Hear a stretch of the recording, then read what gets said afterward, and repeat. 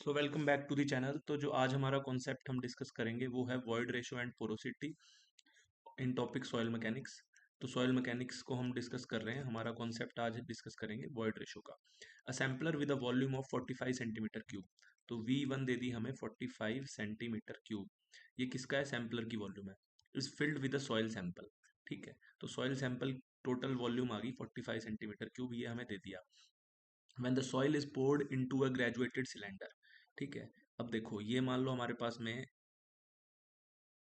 Graduated cylinder था। ठीक है, ग्रेजुएटेड सिलेंडर के अंदर क्या था? पानी रखा होता है। ठीक है, अब मान लो इसके अंदर हमने सॉइल डाल दी। मान लो यहाँ पे इसका ओरिजिनल लेवल था, मान लो ए।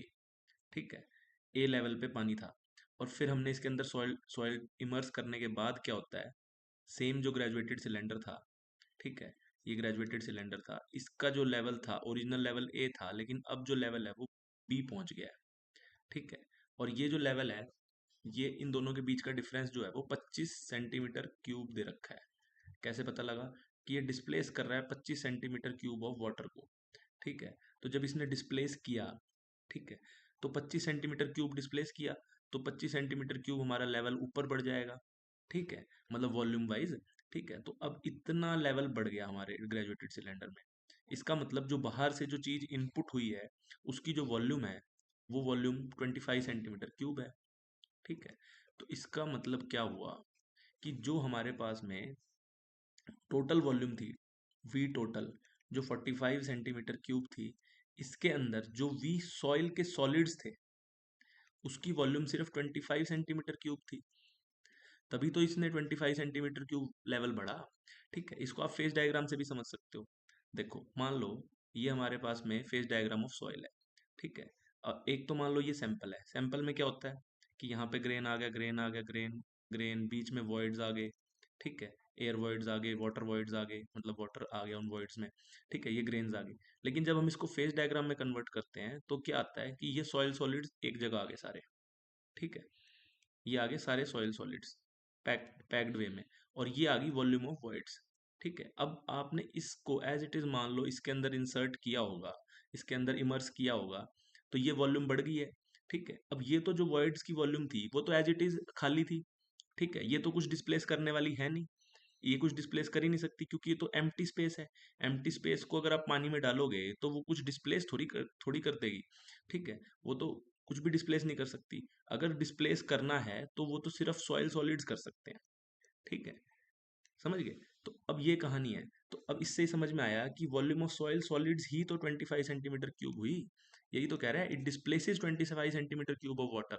तो जो डिस्प्लेसमेंट कॉज होगी वो सिर्फ सॉइल सॉलिड्स की वजह से कॉज होगी। ठीक है, मान लो एक केस और ले लेते हैं। मान लो सारे में एयर वॉइड्स नहीं है, कुछ पानी भी है। ठीक है, मान लिया कुछ पानी था, कुछ एयर थी, और ये सॉइल सॉलिड्स थे। ठीक है, अब मान लो आपने इसको इसमें इंसर्ट किया होता। ठीक है, तो जो वाटर है वो तो जितना ऐड हुआ उतना ऑलरेडी उसमें डिस्प्लेसमेंट तो वो भी नहीं कॉज करेगा। ठीक है, क्योंकि वो तो एडिशनल आ गया। ठीक है, तो हमेशा जो सॉइल सॉलिड्स होंगे उसकी वॉल्यूम हमें कहाँ से मिलेगी? कि it displaces 25 centimetre cube of water.